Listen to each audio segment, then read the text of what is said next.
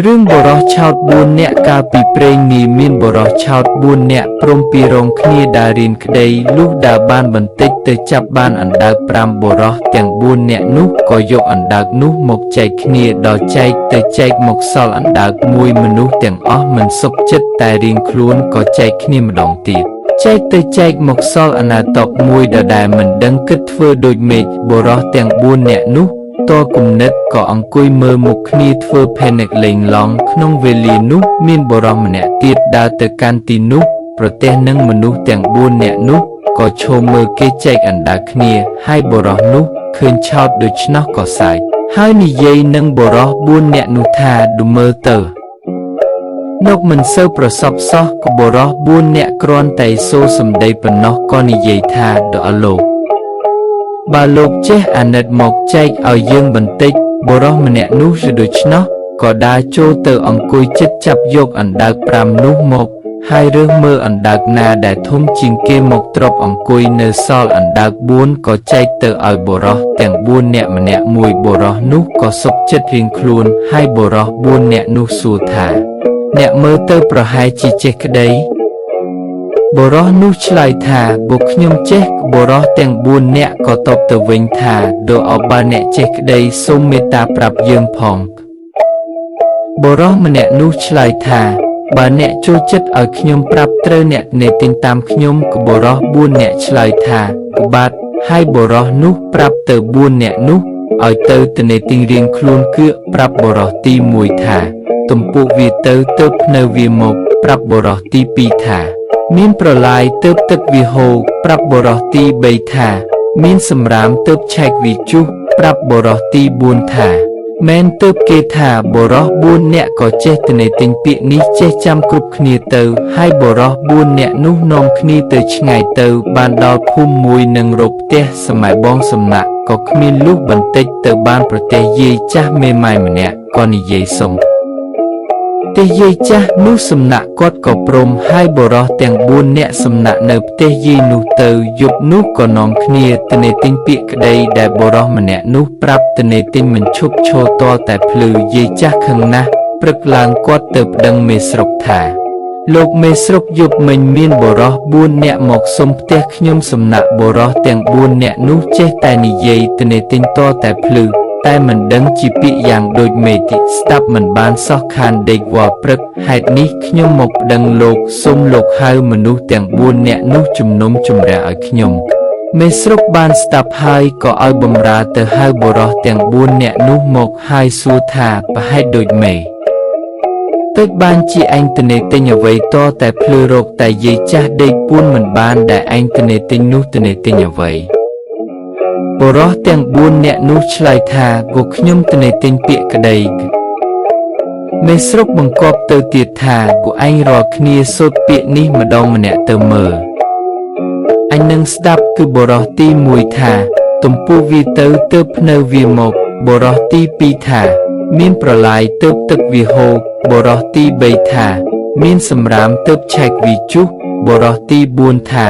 មែនគេថាស្ដាប់ពាក្យនេះហើយមេស្រុកក៏កាត់សេចក្តីថាឯងទាំង4នាក់ត្រូវនៅជាខ្ញុំបម្រើយាយចាស់នេះបរោះអស់នោះក៏ទៅនៅធ្វើជាខ្ញុំបម្រើយាយចាស់នោះទៅយាយចាស់គាត់ប្រើឲ្យធ្វើការសព្វសាពើតែរថៃយ៉ងលុះនៅនឹងយាយនោះបាន2-3ថៃយ៉ងយាយគាត់ប្រើបរោះទាំង4នាក់នោះឲ្យទៅកាប់ឈើធ្វើទូកអ្នកទាំង4នាក់ក៏នាំគ្នាចូលទៅក្នុងព្រៃធំហើយដើររកឈើណាមានប្រហោងទើបកាប់ដល់ចូលទៅក្នុងព្រៃជ្រៅបានរទេះឈើធំមួយដើមមានប្រហោងបរោះទាំង4នាក់ក៏និយាយគ្នាថាយើងបានប្រទេសឈើប្រហោងក្នុងហើយយើងត្រូវនាំគ្នាកាប់ឈើប្រហោងក្នុងនេះបរោះទាំង4នាក់មូលមាត់គ្នាក៏កាប់រំលំឈើប្រហោងក្នុងនោះលុះឈើចិត្តរំលំបរោះទាំង4នាក់ស្រែកថា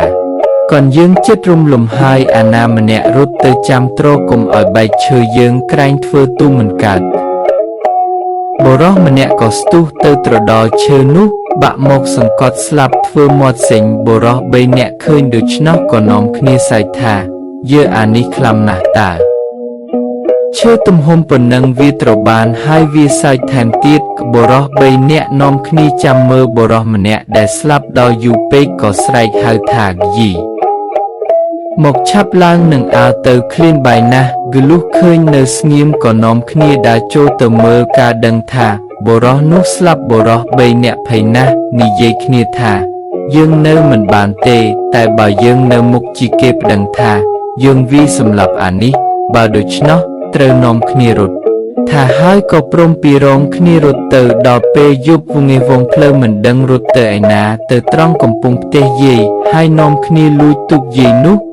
ទៅត្រើយម្ខាងបុរសទាំង3នាក់នាំគ្នាចុះទូកម្នាក់នៅខាងកណីបែរមុខទៅខាងកណីម្នាក់នៅខាងក្បាលក៏បែរទៅខាងក្បាលម្នាក់ទៀតនៅអង្គុយកណ្ដាលបាច់ទឹកទូកតែមិនបានស្រ័យចំណងទូកនោះចេញ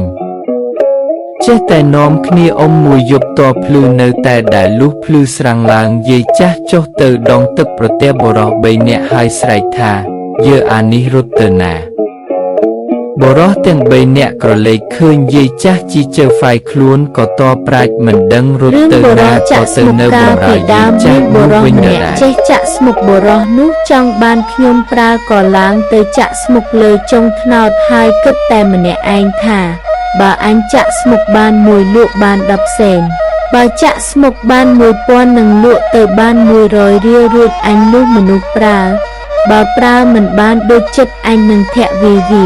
បុរសនោះមិនគ្រាន់តែគិតក្នុងចិត្តក៏ងាកដៃលើកទាំងចាងធាក់ធៀងថ្នោតក៏របូតខ្លួនធ្លាក់ពីលើចុងថ្នោតតែបានដៃប្រវាចាប់ស្លឹកថ្នោតជាប់តាន់ក៏នៅតែកោកដូចជាគេព្យួរគ្រានោះមានត្រមាក់ដំរីម្នាក់ជីដំរីមកចិត្តនោះបុរសនោះស្រែកថាបើអ្នកណាជួយដាក់ខ្ញុំពីចុងថ្នោតបានខ្ញុំសុខចិត្តចូលទៅបម្រើលោកអស់មួយជីវិតត្រមាក់ដំរីលឺហើយមានចិត្តត្រេកអរបរដំរីចូលទៅដល់ក្រោមដើមថ្នោតឈរលើខ្នងដំរីដៃតោងជើងបុរសនោះជាប់ដូចជាអង្រួនខ្នងដំរីនោះដំរីក៏ដើរទៅត្រមាក់ដំរីក៏ព្យួរជាមួយនឹងបុរសនោះគ្រានោះមានមនុស្សទំពេក4នាក់ដើរស្វែងរកមនុស្សទៅបម្រើប្រពន្ធគ្រប់គ្នាលុះដើរទៅដល់ក្រោមដើមថ្នោតនោះត្រមាក់ដំរីនឹងបុរសចាក់ស្មុកស្រែកថាបើលោកអ្នកណាជួយខ្ញុំឲ្យបានរួចពីចុងថ្នោតនេះខ្ញុំទាំង2នាក់សុខចិត្តទៅនៅបម្រើលោកអស់មួយជីវិតទំពេកទាំង4នាក់នោះយល់ហើយត្រេកអរណាស់គិតថាបានដូចសេចក្តីប្រាថ្នាក៏ស្រែកថាយើងទាំង4នាក់នឹងជួយអ្នកឲ្យរួចទំពេកទាំង4ឈរក្រោមដើមថ្នោតយកសំពត់ចងខ្វែងទៅមុខគ្នាជា4ជ្រុងហើយស្រែកប្រាប់ទៅបុរសចាក់ស្មុកនិងត្រមាក់ដំរីថាចូលអ្នកទាំង2នាក់ទម្លាក់ខ្លួនពីលើចុងថ្នោតនោះមកចុះបុរសចាក់ស្មុកនិងត្រមាក់ដំរីទម្លាក់ខ្លួនទាំង2នាក់មកលើសំពត់ដែលបុរសទំពេកទាំង4នាក់ចង់នោះដូចជាគេទាញសំពត់ជាប់នឹងទំពេកទាំង4ចូលក្បាលគ្នាស្លាប់ទាំង4នាក់ទៅឯត្រមាក់ដំរីនិងបុរសចាក់ស្មុកឃើញទំពេកទាំង4អ្នកស្លាប់ដូច្នោះភ័យណាស់ទៅនិយាយនឹងយាយចាស់ម្នាក់ថាបើនិយាយគិតដូចម្ដេចឲ្យបានសុខយើងទាំង2នាក់នឹងនៅបម្រើយាយតអស់ជីវិតយាយចាស់មានចិត្តត្រេកអរដោយប្តីខ្លួនទៅកាប់ចំការឯព្រៃហើយនិយាយថាបើដូច្នោះអ្នកទៅយកមួយទាំង4នោះមកដាក់ក្នុងផ្ទះចង់រុំឲ្យស្រេចជារួចយាយចាស់ឲ្យយកខ្មោចមួយចេញពីផ្ទះមកគាត់ស្រែកយំអ្នកស្រុកសួរគាត់ប្រាប់ថាប្តីគាត់ស្លាប់គឺអ្នកស្រុកក៏ជួយយកខ្មោចនោះទៅដុតយាយចាស់ប្រាប់ថាសូមអ្នកទាំងអស់ដុតធ្វើឲ្យល្អត្បិតប្តីខ្ញុំគាត់ស្រឡាញ់ខ្ញុំណាស់កាលដែលគាត់នៅរស់គឺលុះគេយកខ្មោចមួយទៅដុតហើយយាយចាស់ស្រែកថាប្តីគាត់ទៅផ្ទះទៀតហើយអ្នកស្រុកក៏ទៅយកមកដុតទៀតលុះដុតទៅគម្រប់4លើកទើបឃើញតាចាស់ប្តីយាយនោះចេញមកពីព្រៃចំការមានខ្លួននោះប្រឡាក់សុទ្ធតែឈូងពួកអ្នកស្រុកឃើញក៏នាំគ្នាដេញចាប់បុរសមាន4យល់អ្នករំយ៉ាងជា4ស្លាប់មានបុរសម្នាក់មានកូនប្រុស4នាក់បានសិក្សាវិជ្ជា4បទស្ទាត់ជំនាញរៀងខ្លួនគឺម្នាក់ចេះស៊ីម្នាក់ចេះដេកម្នាក់ចេះកាត់ក្តីម្នាក់ទៀតចេះចង់ស្រីឪពុកក៏យកកូនទាំង4នាក់ទៅថ្វាយស្ដេចក្រាបអំពីវិជ្ជានីមួយក្នុងខណៈដែលថ្វាយនោះស្ដេចទ្រង់រក្សាទទួលទុកថ្ងៃមួយស្ដេចទ្រង់ពិសោធន៍បុរសម្នាក់ដែលចេះស៊ីជាមុន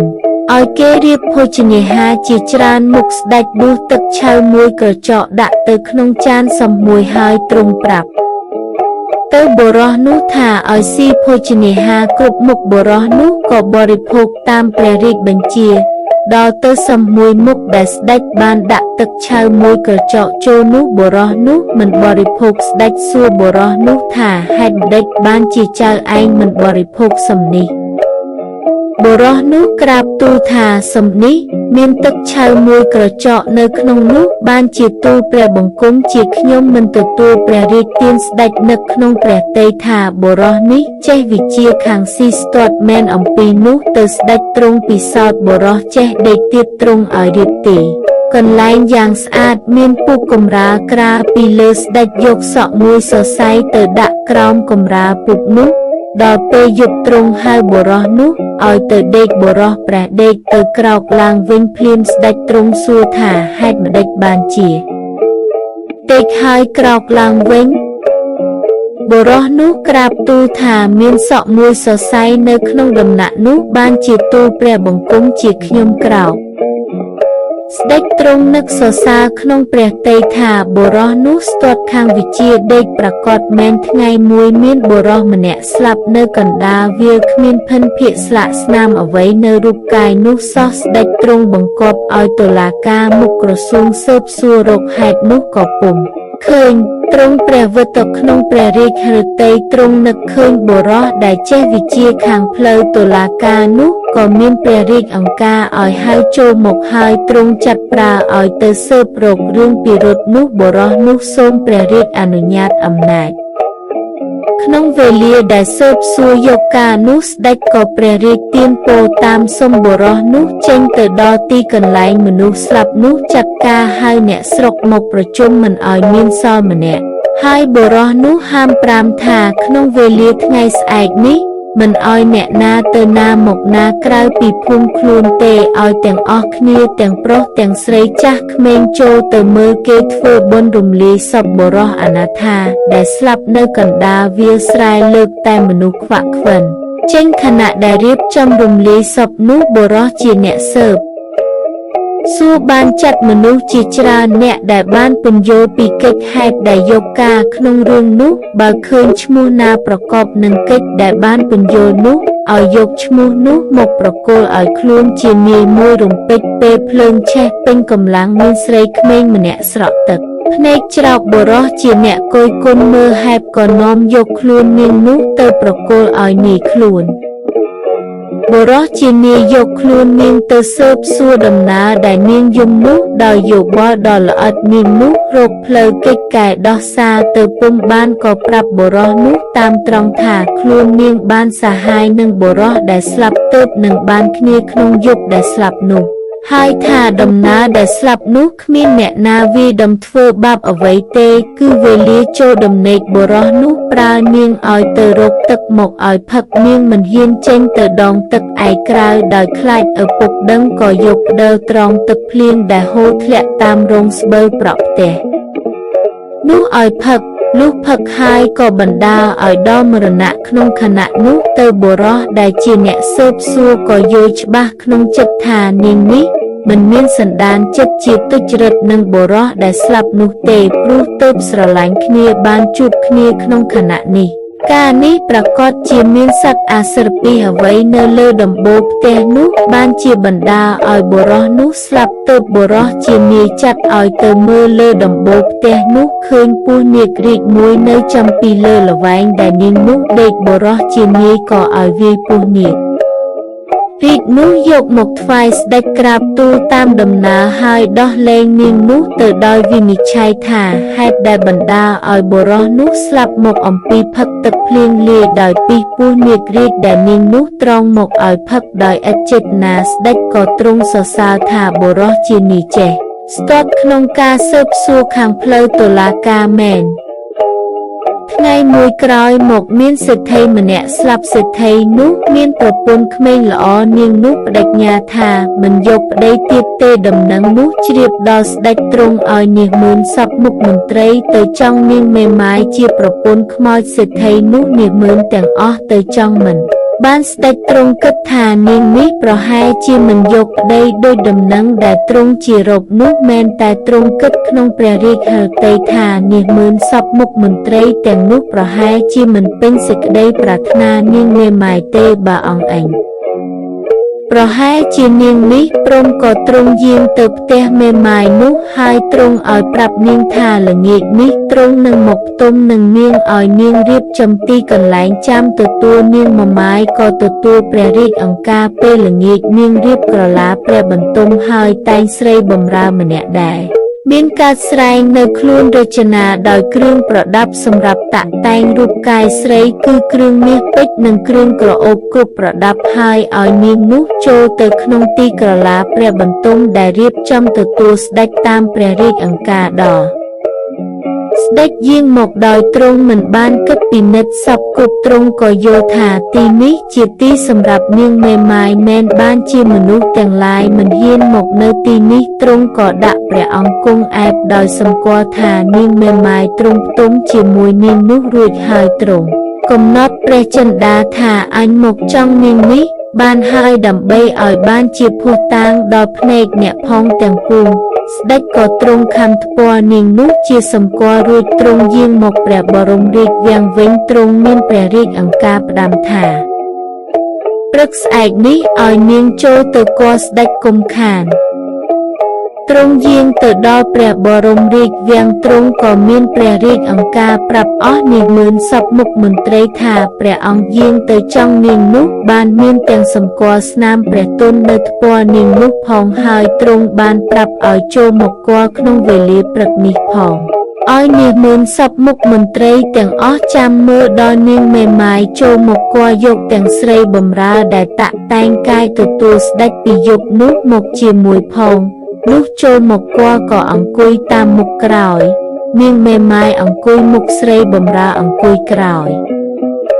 ស្ដេចឲ្យនាងមើលទៅពិនិត្យមើលនៅកន្លែងសម្គាល់ដែលទ្រង់បានប្រាប់ហើយនោះភ្នាក់ងារដែលទទួលព្រះរាជអង្ការទៅពិនិត្យត្រឡប់មកក្រាបទូលស្ដេចវិញថានាងអង្គុយក្រោយមានស្នាមនៅថ្ពាល់ជាសម្គាល់ដោយធ្មេញឯនាងមេម៉ាយគ្មានស្នាមអ្វីជាសម្គាល់ទេស្ដេចក៏ទូចព្រះរាជហឫទ័យដោយសេចក្តីមិនបានពិនិត្យជាមុនក៏ព្រះអង្គទ្រង់ចិន្តាទ្រិះរិះទៅឃើញថានាងនេះជាស្រីមានប្រាជ្ញានឹងរកអ្នកណាទៅចង់នាងពុំបានទ្រង់នឹកដល់បុរសដែលជាអ្នកស្ទាត់ខាងវិជាចង់ស្រីក៏មានព្រះរាជអង្ការឲ្យចូលទៅគាល់ស្ដេចក៏មានព្រះរាជអង្ការសួរទៅបុរសនោះថាឯងទៅចង់នាងមេម៉ាយជាប្រពន្ធខ្មោចសេដ្ឋីបានឬទេ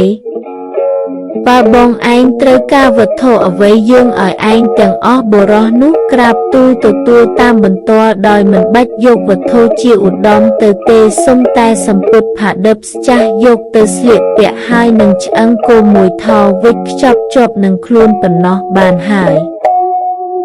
ឯនាងមេម៉ាយជាប្រពន្ធខ្មោចសេដ្ឋីវេលាដែលត្រឡប់ពីគាល់ស្ដេចទៅវិញក៏រៀបសាលាធ្វើបុណ្យខ្មោចសេដ្ឋីជាប្តីរំលាយសពជាស្រេចរើសធាតុយកមកខ្ចប់តម្កល់លើសាលាធ្វើបុណ្យឆ្លងវេលាយប់នោះបុរសដែលទទួលព្រះរាជអង្ការបានទៅដល់លើសាលាដែលនាងមេម៉ាយធ្វើបុណ្យខ្មោចប្តីដែលនឹងហើយស្រេចនៅវេលាព្រឹកស្អែកនោះដល់ហើយធ្វើជាយំសោកនឹងខ្មោចប្រពន្ធខ្លួនស្លាប់មានសេចក្តីទុក្ខយ៉ាងខ្លាំងដោយមានទាំងធាតុស្ពាយជាប់នឹងខ្លួនជាសម្គាល់ផងបណ្ដាលឲ្យអស់នុកជាពួកក្រុមនាងមេម៉ាយដែលនៅលើសាលានោះទាំងប៉ុន្មានមានសេចក្តីឆ្ងល់ភ័ន្តភាំងគ្រប់គ្នាសួរទៅបុរសនោះថាហេតុអ្វីក៏អ្នកមកយំសោកបោកខ្លួនប្រាណលើទីនេះខ្លាំងម្ល៉េះបុរសនោះប្រាប់ទៅអ្នករក្សាសាលានោះថាខ្ញុំឃើញគេធ្វើបុណ្យខ្មោចលោកសេដ្ឋីនោះខ្ញុំនឹកដល់ខ្មោចប្រពន្ធខ្ញុំដែលស្លាប់ជាយូរហើយនោះភ្លាមក៏បណ្ដាលឲ្យសង្វេគនឹងទុក្ខវេទនានិងការព្រាត់ប្រាសជាថ្មីមួយជាន់ទៀតតាំងពីប្រពន្ធស្លាប់ទៅនោះខ្លួនខ្ញុំលះបង់ការងារចោលអស់ស្ពាយតែធៀបប្រពន្ធដើរដោយសេចក្តីអាឡោះអាល័យហើយបុរសនោះសុំអ្នកចាំសាលាអ្នកស្នាក់មួយយប់បុរសដែលចាំសាលាមិនហ៊ានសម្រេចដោយខ្លួនឯងក៏យកសេចក្តីនោះទៅជម្រាបនាងមក អេម៉ាយជាចៅវាយតាមដំណើរដែលបុរសនោះអធិប្បាយអំពីសេចក្តីកំសត់របស់ខ្លួនហើយសុំសាលាស្នាក់នាងមេម៉ាយមានចិត្តអាណិតដល់បុរសកំសត់ដែលមានទុក្ខព្រាត់ប្រាសប្រពន្ធនោះក៏យល់ព្រមឲ្យស្នាក់ហើយបង្គាប់ទៅមនុស្សបម្រើឲ្យរៀបអាហារភោជន ឲ្យទានបុរសនោះផងលុះយប់នាងមេម៉ាយទៅស្ដាប់ធម៌ទេសនាឆ្លងបុណ្យខ្មោចប្តីនៅលើសាលាដែលតម្កល់ធាតុនៅនោះ ឯបុរសចង់ស្រីក៏សំងំធ្វើជាដេកលក់ទៅនាងមេម៉ាយនោះស្ដាប់ធម៌ទេសនាចប់ត្រឡប់មកផ្ទះវិញបុរសជាអ្នកចង់ស្រីឃើញឱកាសស្ងាត់ល្អក៏លួចយកធាតុប្រពន្ធខ្លួនទៅដាក់ប្រពធាតុសេដ្ឋីជាប្តីនាងមេម៉ាយលុះដល់ព្រឹកឡើងនាងមេម៉ាយចូលដល់សាលាបុរសនោះក៏ស្រែកយំយ៉ាងខ្លាំងថាអ្នកណាលួចធាតុប្រពន្ធខ្ញុំបាត់ នាងមេម៉ាយឆ្ងល់ក៏សួរបុរសនោះថាហេតុអ្វីក៏អ្នកឯងយំខ្លាំងម្ល៉េះបុរសនោះប្រាប់ទៅនាងមេម៉ាយវិញថាអ្នកឯងណាលួចធាតុប្រពន្ធខ្ញុំទៅបាត់ហើយចោទប្រកាន់ទៅលើរូបនាងមេម៉ាយថាខ្មោចប្តីនាងមេម៉ាយលួចធាតុប្រពន្ធទៅនាងមេម៉ាយមានសេចក្តីអន់ចិត្តនឹងបុរសចោទប្រកាន់ខ្មោចប្តីថាលួចធាតុប្រពន្ធដូច្នោះ ក៏នាំបុរសនោះឲ្យទៅមើលឃើញនៅចិត្តគ្នាមែនបុរសក៏ចោទប្រកាន់ចំពោះខ្លួននាងមេម៉ាយថាប្តីនាងយកប្រពន្ធគាត់ទៅធ្វើជាប្រពន្ធខ្លួនហើយលុះតែនាងព្រមទទួលធ្វើជាប្រពន្ធគាត់វិញទើបព្រមសុខចិត្ត សេចក្តីចោទចំពោះខ្លួននាងមេម៉ាយនោះជាដំណំច្រើនខ្នះដោយឧបាយយ៉ាងល្អិតនាងមេម៉ាយរកផ្លូវដោះសារគ្មានក៏ចាញ់កនោះជាទម្ងន់ថែមទាំងមានសេចក្តីអន់ចិត្តនឹងខ្មោចប្តីខ្លួនដែលស្លាប់នោះថាជាមនុស្សគ្មានចិត្តសប្បុរសចំពោះ ប្រពន្ធបន្តិចបន្តួចសោះគ្នាកំពុងកើតទុកនឹងខ្លួនហ៊ានទៅលួចប្រពន្ធគេយកមកបញ្ចានៅមុខនាងជាអុកជាទុកគិតសពទៅក៏ទទួលព្រមយកបុរសនោះធ្វើជាប្តីជាសេចក្តីផ្កើនតបឲ្យទោលពុតទៅនឹងខ្មោចប្តីខ្លួន វិញដែលហ៊ានខូចលួចប្រពន្ធបុរសនោះចំណែកបុរសនោះដល់បាននាងមេម៉ាយជាប្រពន្ធ 4 ថ្ងៃក៏ប្រមូលគ្នាទៅគាល់ស្ដេចឯស្ដេចនឹងមាសមឿនសពមុខមន្ត្រីបានទតបានឃើញក៏មានសេចក្តីសរសើរចំពោះបុរសនោះថាជាអ្នកមានវិជ្ជាចេះចង់ស្រីប្រកបមែន មួយថ្ងៃបុរសដល់ដឹងប្រពន្ធកាលនឹងឆេងមួយគេបុរសម្នាក់ចង់បានប្រពន្ធទៅដណ្ដឹងកូនគេម្នាក់ម្ដាយឪពុកគេថាបើចង់បានកូនយើងជាប្រពន្ធលុះតែឲ្យយើងចង់ត្រាំទឹកបាន3យប់ទើបយើងឲ្យកូនបានបុរសនោះក៏ព្រមឲ្យគេចង់ត្រាំទឹកដល់ត្រាំទឹកបាន 2 យប់បុរសនោះឃើញភ្លើងឆេះលើកំពូលភ្នំក៏លើកដៃឡើងអាំងលេងគេមើលមកឃើញគេថាបុរសនោះអាំងភ្លើងគេមិនឲ្យកូនគេជាប្រពន្ធឡើយបុរសនោះខឹងណាស់ទៅប្តឹងចៅក្រមឲ្យទៅកោះម្ដាយឪពុកខាងស្រីនោះមកជំនុំជម្រះ ចៅក្រមយកសំណូកពីអ្នកចុងក្តីក៏កាត់ថាចៅឯងត្រូវចាញ់គេហើយមិនត្រូវបានកូនគេទេបើដូច្នេះចៅឯងទៅរៀបបាយមកឲ្យយើងស៊ីឯចៅនោះគឺចៅក្រមកាត់ថាមិនត្រូវបានកូនគេជាប្រពន្ធហើយគេប្រើទៅរៀបបាយមកឲ្យគេស៊ីផងក៏ទូចចិត្តណាស់ ដើរបណ្ដាយំបណ្ដាទៅប្រទេសនឹងសុភាទន្សាយសួរថាអ្វីបងក៏បានជាយំ បុរសនោះប្រាប់តាមដំណើរសពគ្រប់ប្រការសុភាទន្សាយសួរថាគេឲ្យបងឯងទៅណា បុរសនោះថាឥឡូវគេប្រើឲ្យទៅរៀបបាយសុភាទន្សាយថាបងរៀបរួចមកយកអញទៅផងអញទៅជួយជំនុំឲ្យតែអញទៅមុខជាឈ្នះហើយបើបងឯងរៀបបាយមកសគុំដាក់អំបិលប្រហុកដាក់ក្បែរខាងនោះសតែត្រីនឹងបន្លែបានហើយបុរសនោះវាសុភា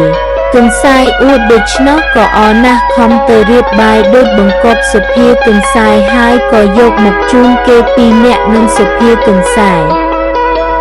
ទៅដល់ចៅក្រមឃើញសុភាទន្សាយមកក៏សួរថាបងទន្សាយមករកអ្វី